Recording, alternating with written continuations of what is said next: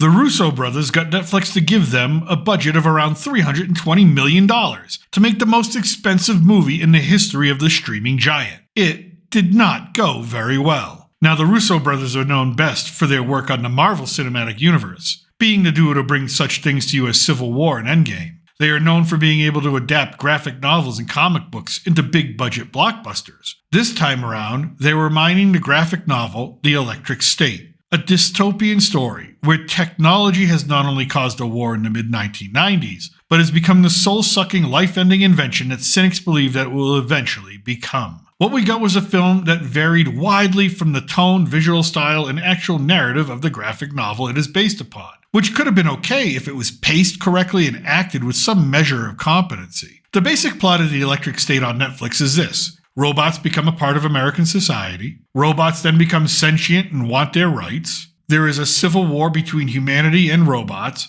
and humanity wins because mega genius Ethan Skate, played by Stanley Tucci, uses the brain of a mega genius little boy in a coma to facilitate his worldwide VR that helps humans use mechanized suits to beat the robots, led by Mr. Peanut, who then signs a peace accord with President Clinton. And then robots are interned at the exclusion zone in the American Southwest. This all happens in the first 10 minutes of the film. Then sister to said mega genius comatose boy, Millie Bobby Brown, who is a teenager in the film and is being played by this early 20-something woman, and it looks as weird as it sounds, goes from foster home to foster home until a robot appears to her and convinces her that he is the digital reincarnation of her brother who she thinks is dead. With the help of Chris Pratt, who plays a discount Star-Lord in discount Han Solo clothing, they enter the robot exclusion zone, figure out the evil master plan, shut down the giant evil corporation, assist the comatose brother in suicide because he feels bad, and then Millie Bobby Brown lectures the world on inclusion and building a utopian society. It is a 2-hour film that feels like 3 hours or longer because of how poorly it is paced throughout. The wild swings between fast-paced action laced with humor to depressing exposition about feelings and memories, each of those scenes going on for way longer than anyone really cares to listen, and the film never really finds a true rhythm. Millie Bobby Brown does the only things that she knows how to do: cry, scream, or look emotionlessly into the camera.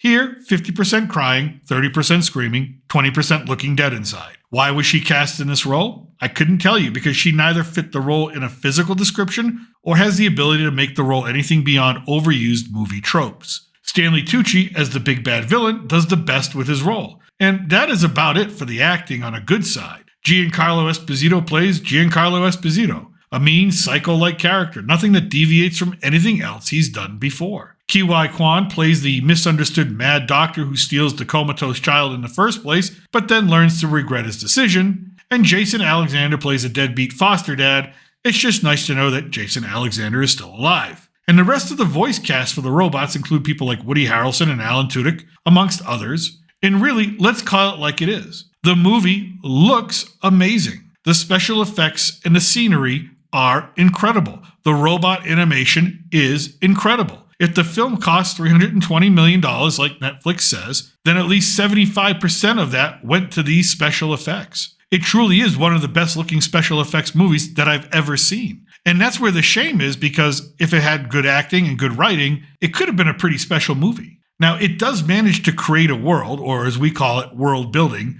However, the world does not have consistent rules or guidelines. And what parameters do exist seem really easy to break by both those in charge and those not in charge.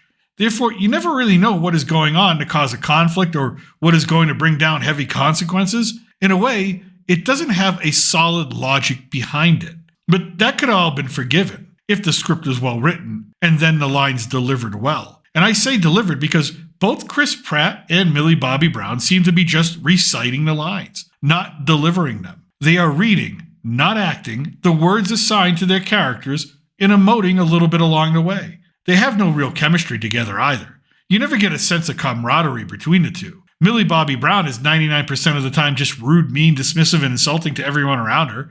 She just seems like a miserable person that you don't want to spend any time with, which makes her being the lead character a real turnoff for the audience. And the scenes of dialogue between the two, they just drag on. Halfway through the film, I got up and started doing other things while paying attention to the film. Otherwise, I may have fallen asleep during one of those moments. In the end, I think this would be a great film for children, not adults, although some of the imagery is a little tough for children, so it would require some editing, but I think that should be its target audience. The film does not know how to treat the source material and therefore chooses to ignore it in favor of a meandering and bipolar product that just never seems to have the courage to break out and do something unique or original, instead sticking to the same beats and rhythms of similar movies from the past, except this one looks shinier and more polished in terms of special effects. In the end, it is a film that I watched, and I have no desire to ever click on it again or repeat viewing. Overall, it's an average film that will not, despite the money spent on it, ever become a staple of fantasy cinema. And again, it's a shame because all the ingredients were there for something really special, except they either played it safe